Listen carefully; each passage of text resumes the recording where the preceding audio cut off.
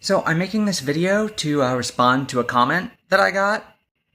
There were, a couple of random things, but they just asked, how my move overseas was going. And so I thought I would give kind of a summary of the process so far and just an update on that so that people can kind of see what's what for me personally.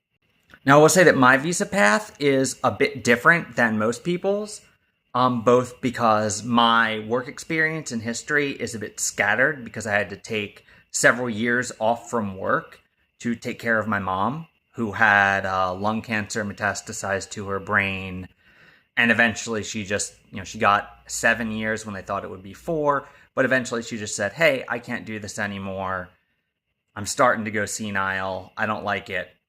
And she decided to go. And so, as sad as that is for me, and it still gets me choked up,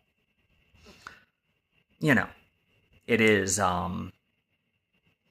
it was her choice, and she did get to go out on her own terms. So, that said, that means that I don't have the immediate work experience that you would normally need to get, say, a work visa, and I already have a bachelor's degree. I could get a master's degree, but my GPA wasn't that great when I went through college. It's been several years, and there were just other better options, given that I also had, from my dad dying and my mom dying, enough of an inheritance that I could buy a house. My mom's pension, because she died pretty young, was still very funded.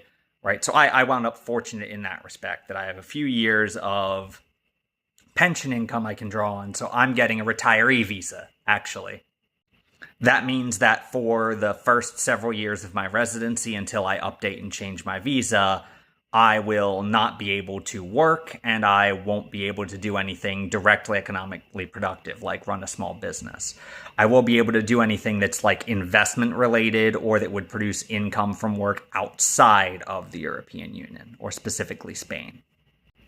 That said, the move is going pretty well. I've got multiple attorneys that are working on that. I'm waiting on some minor banking issues. Basically, it's hard to get a debit card internationally. If I had timed things better, I would have been in Spain when my debit card was going to be delivered, so I could have just picked it up. And as a result, I'm having trouble with my online banking app.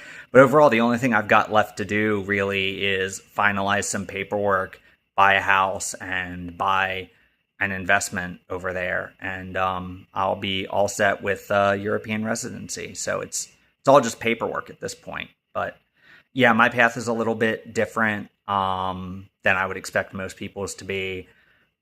Honestly, it's a harder path. I have a lot more scrutiny placed on me, my finances, things like that, than I would if I were a student or a worker. So yeah, it's going smoothly.